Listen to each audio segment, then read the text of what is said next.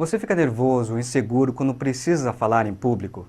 A timidez e a falta de preparo podem transformar o ato de se apresentar em verdadeiro terror. Mas as técnicas do teatro podem ajudar você a superar esse desafio. Hoje vamos conversar sobre as técnicas teatrais que tornam as apresentações mais expressivas, descontraídas e com mais naturalidade. O programa Cenários está no ar.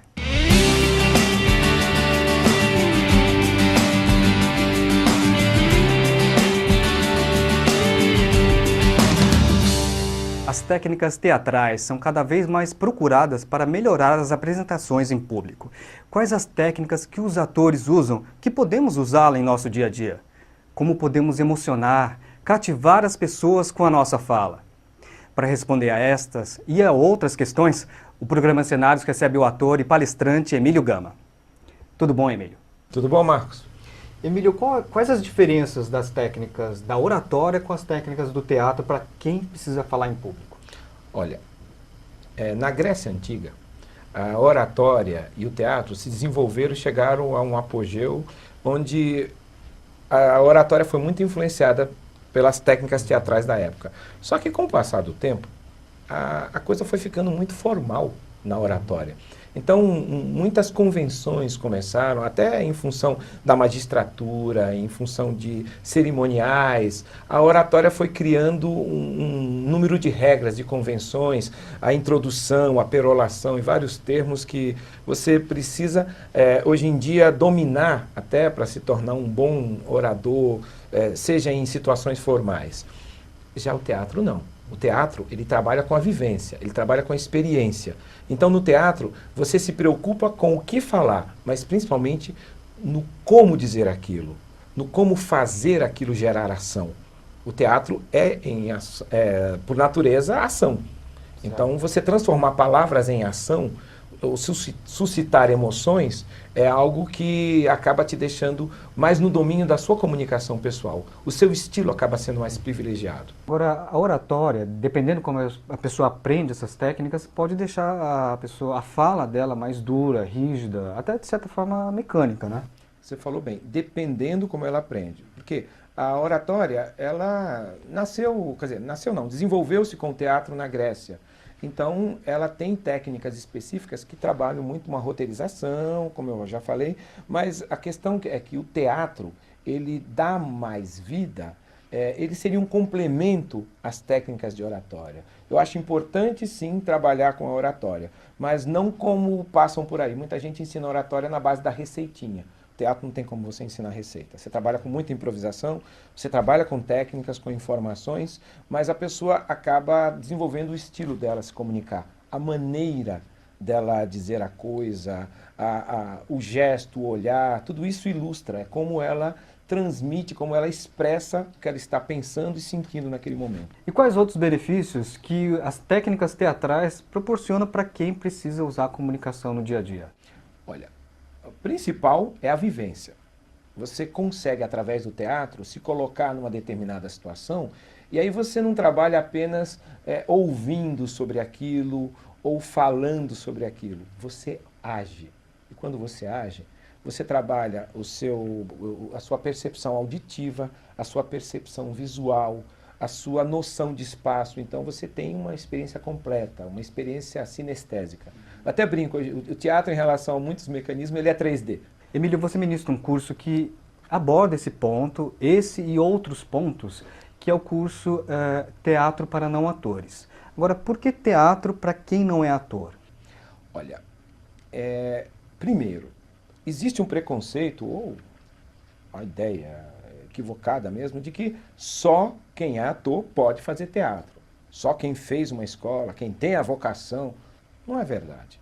Eu parto do princípio que todos nós somos teatráveis.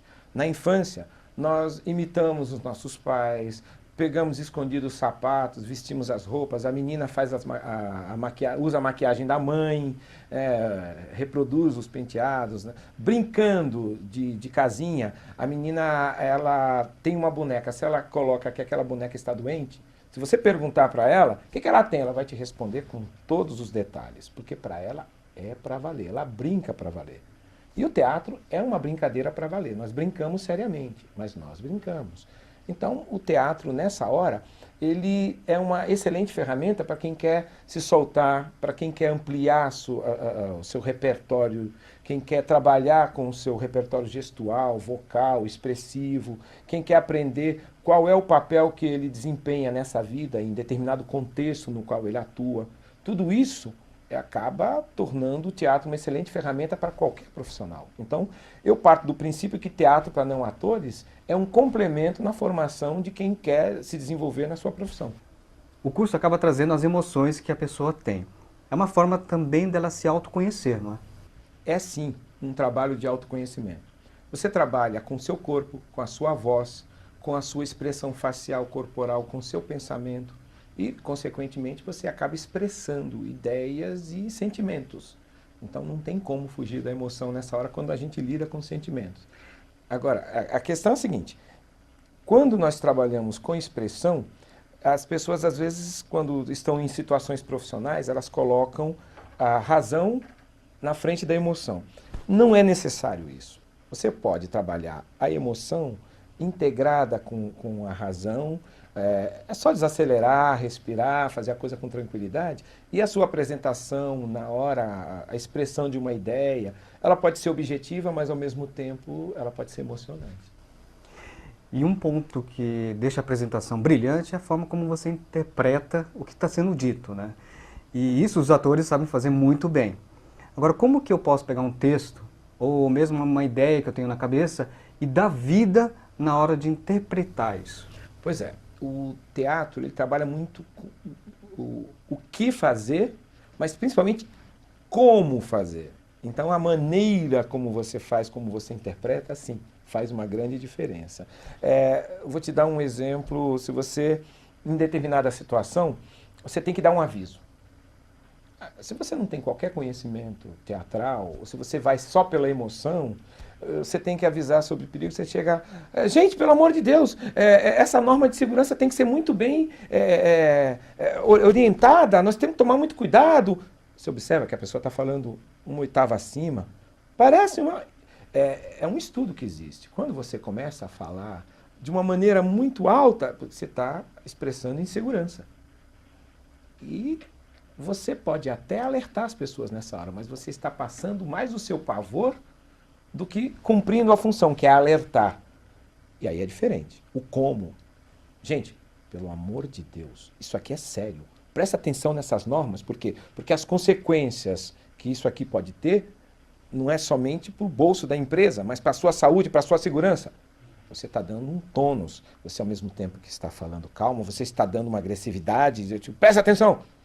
É diferente disso aqui. Isso aqui não é isso, rapaz. O cara está gritando, está desesperado, esse cara é apavorado. Então, como faz diferença? Do mesmo jeito, quando você está trabalhando elementos da sua fé cênica. O mágico, sim, quando você está imaginando, contando uma história para envolver um cliente. Por exemplo, para uma pessoa que precisa vender, que é um vendedor, como que ele pode usar isso?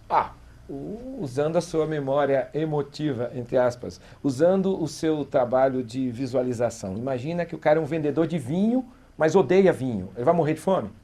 Não.